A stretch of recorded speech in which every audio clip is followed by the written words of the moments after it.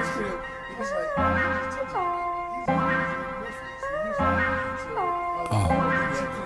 like, niggas be acting like a little G.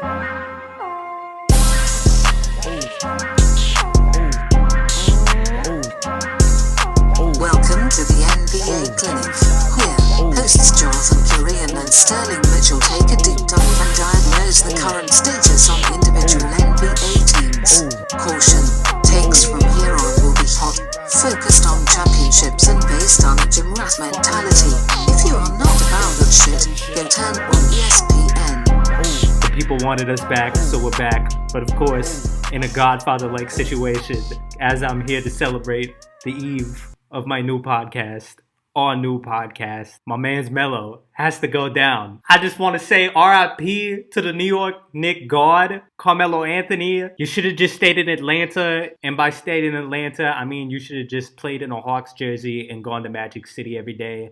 I mean, I guess you can still do that now because you didn't really get bought out nor waived. You're just getting the Joakim Noah treatment, but god damn it, you know, I'm sick of the media having to do my mans like this. All I gotta say is we're gonna dedicate this first episode to you. Welcome to the fucking 2018-19 NBA Clinic. You already know what fucking time it is, man. I am back here, your host with the most, Jonathan Curry, and get at me because my name is my name. And then, you know, it's your boy Steros. Dang, I was too close to the mic. That's going to be loud. But yeah, it's young Steros, Pascal, or Mike Lowry.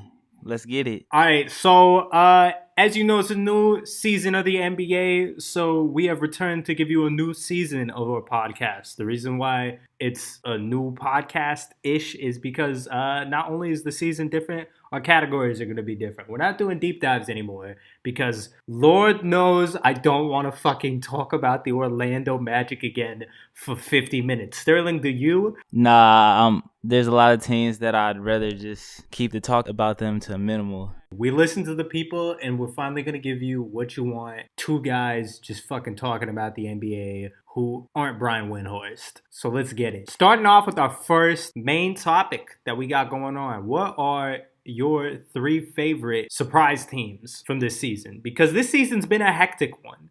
This has been probably the most competitively even NBA season I've ever seen of my life, like consciously. I was born in 1995, so I don't want to hear some old head being like, yo, 1963, it was mad wild. You know what I'm saying? All the teams was 5-3 in the ABA. Like, I don't give a fuck. I don't want to hear about that. Yeah, I gotta agree. These teams are very competitive. There's a lot of nice teams, and who knows what will happen this season. You got any surprise teams that stand out to you right now? Oh, my top three will have to be the Raptors, Milwaukee, and the Denver Nuggets. Well, for the one, the Raptors, they got one of the best records in the league, the best record in the East. I just didn't see this coming. Like, I did not think that Kawhi and Danny Green would just be able to integrate on this team and make it that much better than it already was. Because, I mean, the Raptors weren't that bad of a team in the first place, but now they might end up coming out of the East, and I had no expectation of that happen at all. And then the Milwaukee Bucks, they balling too with the second best record. And Giannis is going off. He had his little training sessions with Kobe. And this man is playing like he really wants an MVP. I don't think he's going to get it, but Milwaukee, very dangerous team with Giannis balling like this. Boy, who do you think is going to get the MVP if not Giannis right now? Like, if Giannis keeps playing like this, you going to give it to LeBron? Are you not going to give it to a 50-win Laker team with LeBron if they get 50-something wins? Yeah, I'd have to give it to LeBron. But Giannis balling, though. You see his game I yesterday? know. I just feel bad for Giannis. You right. 40. Okay, listen, 44.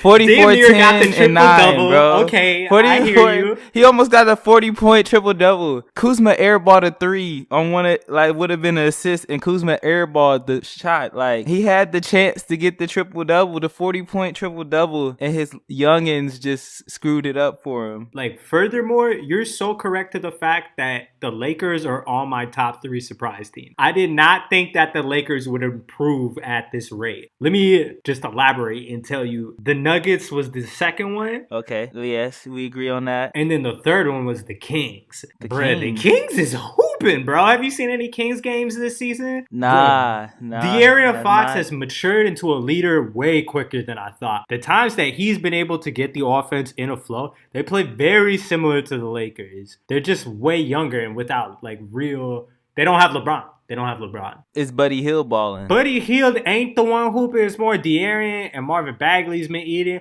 Buddy Hield will still get hot, but like he's just not consistent. That's his only problem. He'll still have that offshoot night where he can fuck around and go get you 30 randomly. But I'd say like he's still like one of those just offensive like anomalies. But he playing nice team defense though. He playing way better defense than I thought. The effort is still there. Like they playing great team defense down there in Sacramento. The ball is moving the right way. I'm impressed. I'm impressed at how well Sacramento hit the reset button from where they were a couple of seasons ago to where they are now. They got a nice team on paper. Like, if you look at this team on paper, it's not that bad. Oh, definitely not. Definitely not. If you're a real follower of the game, like we are. But I feel like if you're a casual NBA fan, like you wouldn't really know that. I guess so. They made the right moves. They definitely did. It's just cool now that we've done all this research that we can finally start to see the league for what it is. Like, true. It also got the most number of views. Definitely, bro. Bro, people was fucking with Joe Ingles, the mailman. Never forget.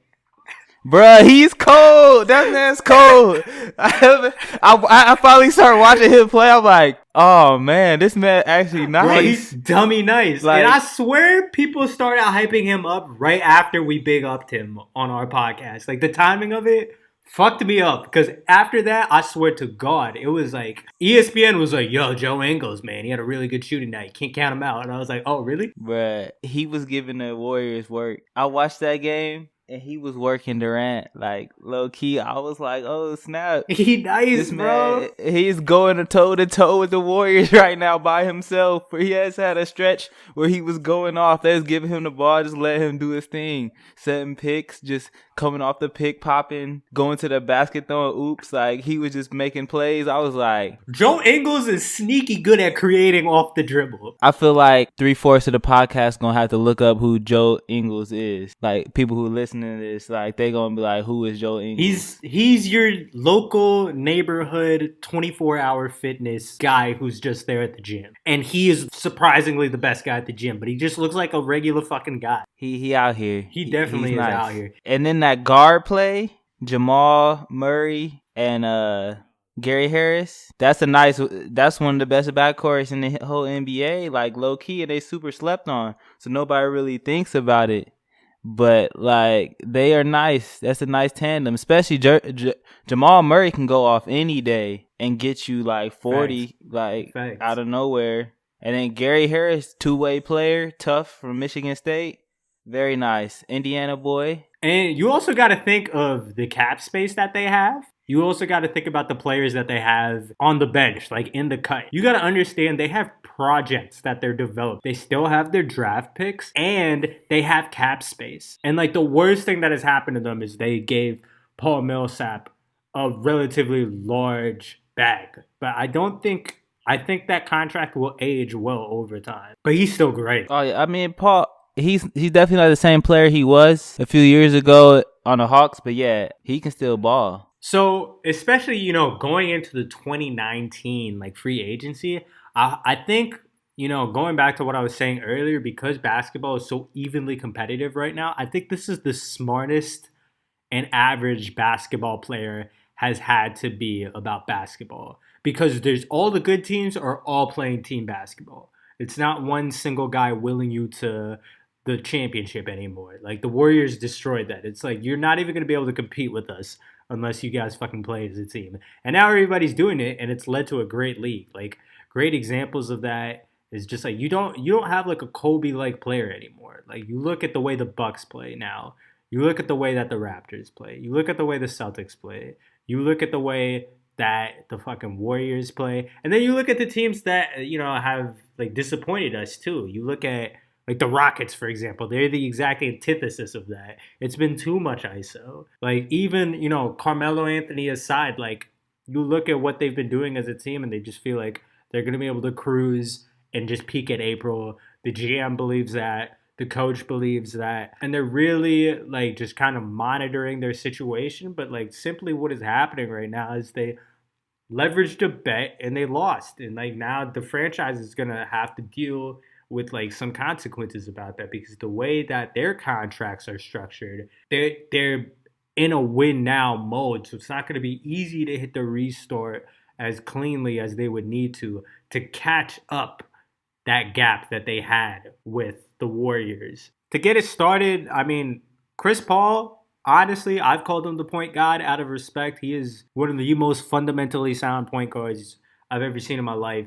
Hall of Famer, I would say. I just love the way Chris Paul plays basketball. I've always been a big fan of his game, but the man is 33 years old and is about to get paid $35 million this year, $38.5 million the next year, $41 million in 2021, and then $44 million in 2021-22. That's pretty much the same amount of money that Blake Griffin is getting on Detroit. And Blake Griffin is the franchise for Detroit. This is the Rockets, so they got another guy named James Harden on their team. And guess what? He's going to get paid damn near the same amount of money. He's getting 30 this year. He's getting 37 in 2019-2020. $40.8 million in 2020-21. $43 million in 22. And then after that, he's got a player option to sign for $46 million. Luckily, Chris Paul will be off the contract books. But if you look at the next 3 years, about 2/3 of your cap has gone to two players. That's crazy. And one of them is aging. Like, he's 33 right now. And that's not even to get into Clint Capella. He's getting paid $15 million. That's going to go up for the next 5 years. Then Eric Gordon's getting paid $13 million. I fuck with Eric Gordon, though. Hey, he deserves it, though. I fuck with Eric Gordon, though. I just feel bad for this roster.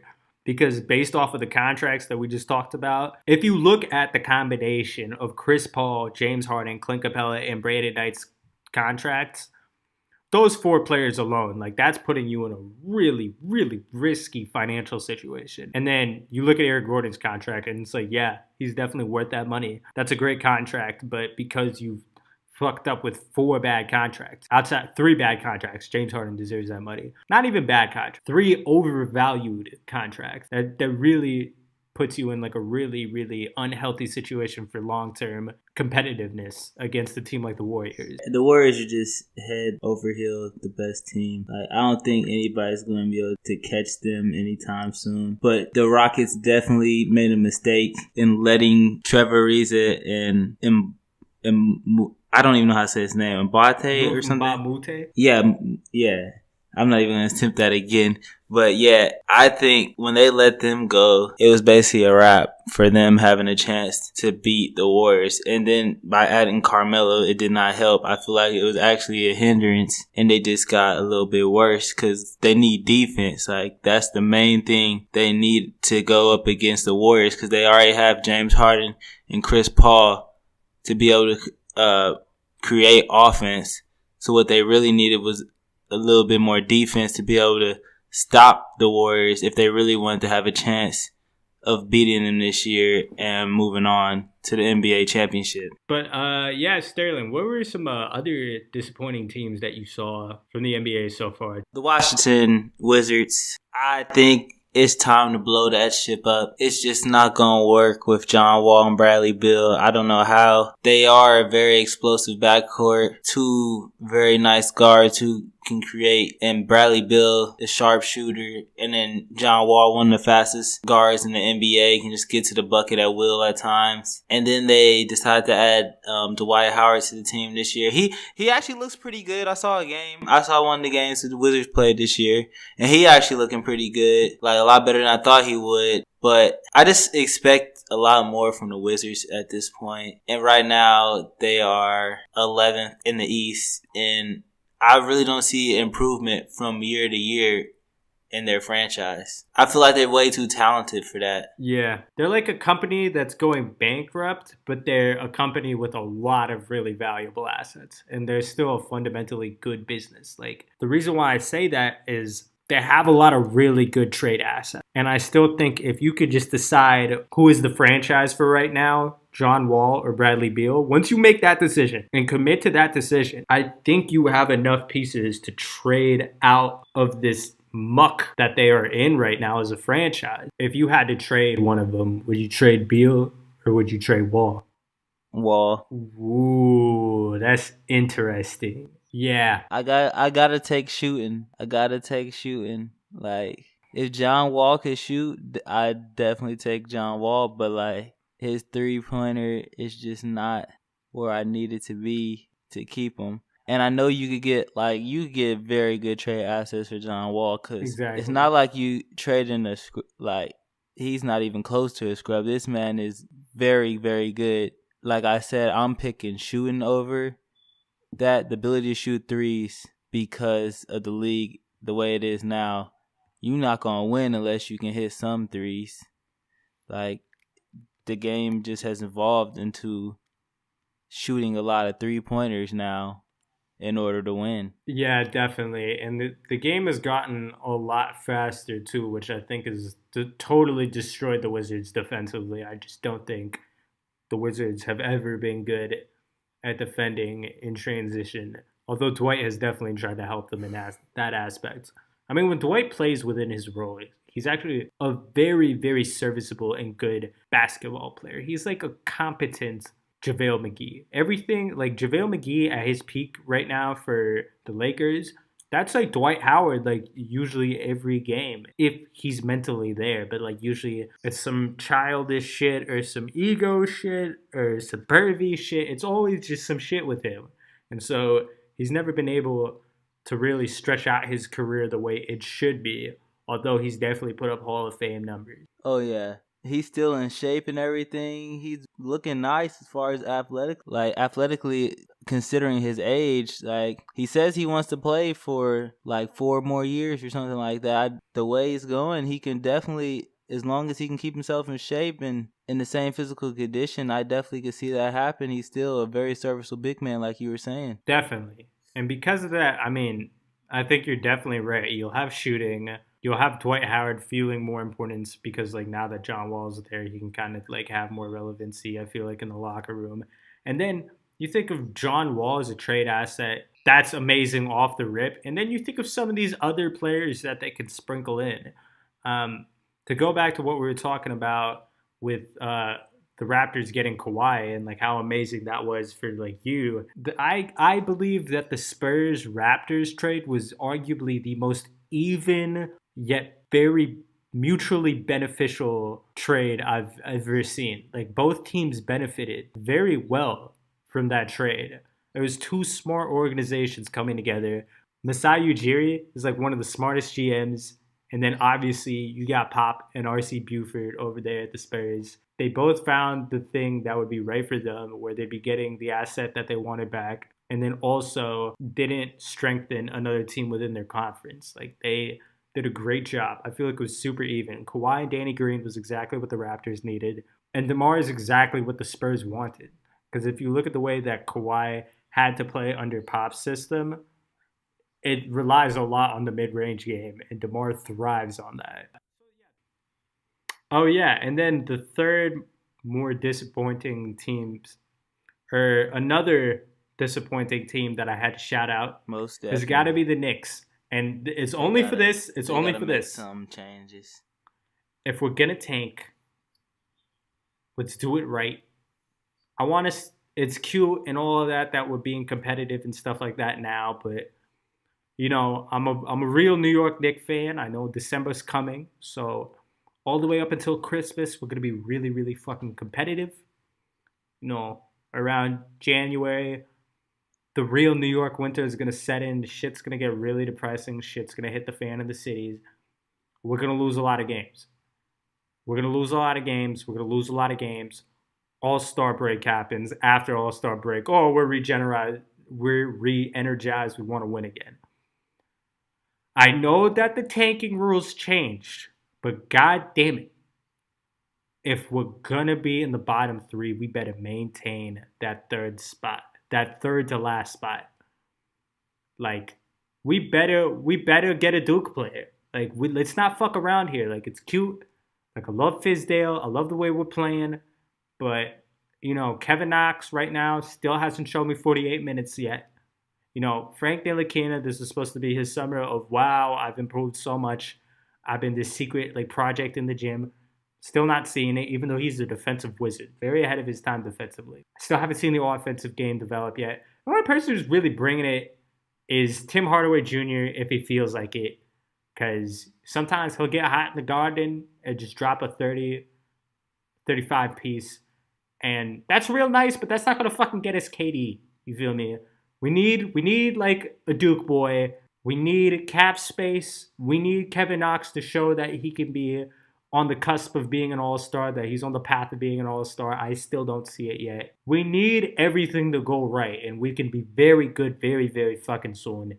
And I just feel like we got to take it seriously for this year, and that we got to know that we need a tank, and we just got to gas up Kevin Knox and Alonzo Trier. Alonzo Trier, while I'm out here calling the Knicks disappointing, even though I love them and they're my team, Alonzo Trier is fucking nice, man. Great find. Great find. It shows that our development system's working well. Just love the moves that we're making right now. You know what I'm saying? Shouts out to Fizdale. Shouts out to GM. His name escapes me right now. I just know the gentleman has a weird amount of freckles on his face, but he's been doing a good job so far, so shouts out him. That's crazy that Alonzo Trier didn't get drafted. Yeah, that's so disrespectful. Like, he was nice. He was nice at Arizona. I watched him play. I was like, what? That's what I'm saying, bro. I'm shocked. I was like, bro, he was nice at Arizona. Like, I know everybody loves shitting on the Pac-12. I totally get it. Whatever. They're a softer conference. I totally understand. But goddamn, the disrespect to not draft Alonzo Trier says a lot about what y'all think about the Pac-12. If it's not UCLA. I mean, it's shown in my disappointing team. That'd be the 76ers. It shows kind of in Markelle Fultz. Yeah. That man dominated in college in the Pac-12. And now it's like, I feel like he got into the NBA and just got shocked or something. Yeah. Because you watch his college highlights, and that man is just going at people, banging on people, just making plays left and right.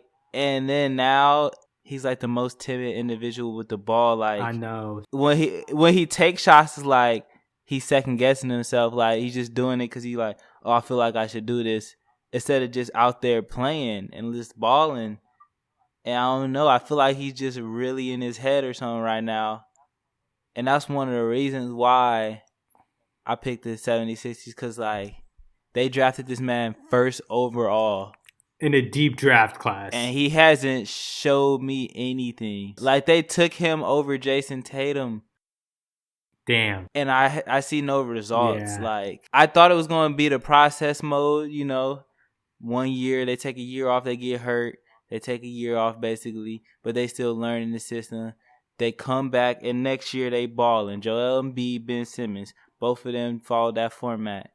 But Markelle Fultz, they cheer if this man makes a shot. Like, that is what the fans are doing right now. They get hyped just to see him make a shot. Damn. So I'm not, like, I was really expecting more out of the whole team in general. Ben Simmons hasn't really been the same Ben Simmons he was all of last year. So I'm waiting to see him come back. Now they got Jimmy Butler. So it should get a lot interesting. But as far as the beginning, these first 16 games that they played, I was very disappointed with the 76ers. Yeah, Sterling, I can definitely see why you're upset, and I definitely agree with you in a lot of ways. Ben Simmons, where's the fucking jump shot? Like, I haven't seen even a marginal improvement from last season. Like, I don't think he's worked on it. I don't think he's thought about it. Like, everybody after that playoff series against the Celtics, if Ben Simmons was a competent jump shooter, they go to the finals easily, without a doubt. Everybody knew that. That's what all the analysts and everybody was saying on TV. And it's true. Like, if you watch any of the games, like, literally the only thing that is holding this kid back from being the next LeBron James is a competent jump shot.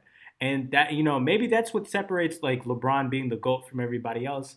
It's just people aren't that good at picking up new skills along the way. But, Ben Simmons has all the assets to do it. And if he just gets a jump shot, like with Jimmy buckets on this damn team, I feel like Ben Simmons, if he doesn't get that jump shot this season, I mean, that really damages the trajectory that a lot of people had him at. And that'd be disappointing because you want to see him do well. Like, he has really the potential to be like another LeBron in this league.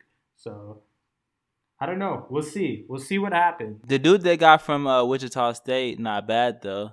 This man get his threes. He a sharpshooter. It's just they can't really play him because he's a rookie and he's not like the craziest athlete. So he's probably kind of a defensive liability at the moment. Who are some teams that's playing some really good defense this season that I've seen? The Lakers have had some games where they've looked really fucking good defensively. I have to be honest. Like, startingly well. When all of them are clicking, like when JaVale is playing and he knows what's going on, when Lonzo is on the floor, when Brandon Ingram is also on the floor, he's pretty good defensively too. KCP. Like, I really like that defensive lineup where it's like JaVale, Lonzo, Josh Hart, because Josh Hart's a fucking dog. I love Josh Hart's game. I love Josh Hart. The way Josh Hart plays basketball, nice. I fucking love that. I'm a big fan of him as a player. When you have Lonzo, Josh Hart, KCP, LeBron, JaVale, that team defensively is nice. Like, you always guaranteed is going to get a nice 20 minutes out of that rotation every time. And then it just matters about which one of those players is hot. And if they're not hot, no worries. We got Kuz. Like, you got Kuz. Kuz is going to drop easily 20 every game. And if he not, he's slowly learning how to stop shooting the ball as much, because he came in and like Kobe's the god. I totally understand that, worked out with Kobe, big ups Kobe, but he can't have the Kobe mentality when you on the team with LeBron. That's just not smart. That's just not the most effective move if you're trying to win the game anymore. I do like the fact that he'll do him. He's not like Rodney Hood and Jordan Clarkson, who when they played with LeBron, it felt like they just shrunk and like was second guessing everything. It's like, oh, I gotta get the ball to LeBron and stuff like that. Kuz don't care. Like, he's like, I'm gonna go out and I'm gonna do me. Like, LeBron is just a teammate. Like, LeBron's my teammate. I know he's one of the greatest, but I still gonna go out and get mine. And I love it. I love him having that attitude, because then that's like better for LeBron, because he's like, oh, he's gonna be out here fighting with me, and he's not just gonna like give me the ball and make me have to try to do everything. Definitely. It feels so good just seeing them improve the way that they have. They're gonna get better. Like, that's like, we're only like, this has already been like a lot of improvement, I feel like, for the Lakers, and the season's only begun. Like, with LeBron, they're only gonna get better. Like, it could be crazy.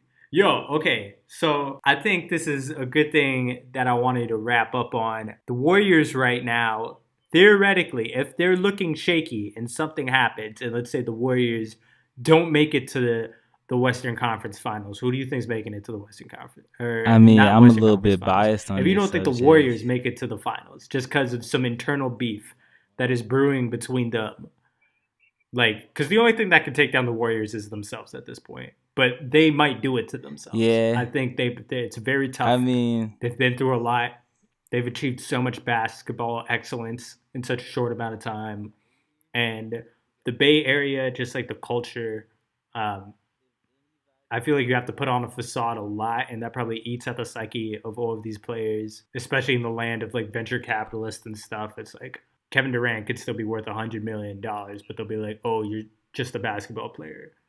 And like, I feel like in that type of culture, that can be effective on you. And because of that, if the Warriors were to theoretically go down internally, like just something happens, they combust, and they don't go to the finals, who do you think for the Western Conference is going to the finals? Yeah, but I don't see the Warriors losing, to be honest. Apparently, David West said in an interview after he retired that if people knew the stuff that happened behind the scenes, like what all was going on, it'd just blow their minds. So apparently this has actually been going on. There's been stuff behind the scenes going on for a while. But I honestly just think the Warriors are too good that they'll overcome anything. Like, any problems that they got off the court between each other, and they'll just be able to win, because I feel like they're just way too good that stuff won't really matter. It's just after the season, that's when I think we'll get the disbanded Warriors. And then the title's really going to be up for grabs. And that's when I'm really going to be excited.